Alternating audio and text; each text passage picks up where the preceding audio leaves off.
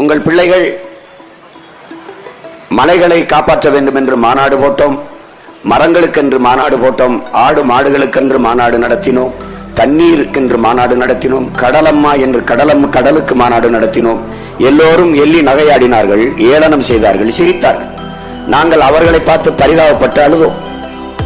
அவ்வளவுதான், அவர்கள் அறியாமையில் இருக்கிறார்கள் என்று கடந்து போனோம்.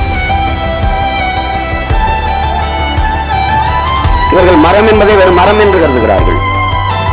அது நம் உயிர் என்று அறியாத இவர்கள். மனிதர்கள் இல்லாமல் உலகில் மற்ற உயிரினங்கள் எல்லாம் வாழ்ந்துவிடும் என் உடன் பிறந்தார்களே. ஆனால் மற்ற உயிரினங்கள் இல்லாத மனிதர்கள் வாழ முடியாது. மரம் இல்லாமலோ, மலை இல்லாமலோ, கடல் இல்லாமலோ, ஆறு அருவி இல்லாமலோ, ஏரி குளங்கள் இல்லாமலோ மனிதர்கள் வாழ முடியாது. பறவைகள் இல்லாமலோ, விலங்குகள் இல்லாமலோ மனிதர்கள் வாழ முடியாது. இந்த அறிவியல் உயிரியல் உண்மையை என் அன்பு சொந்தங்கள் அறிந்து கொள்ள வேண்டும்.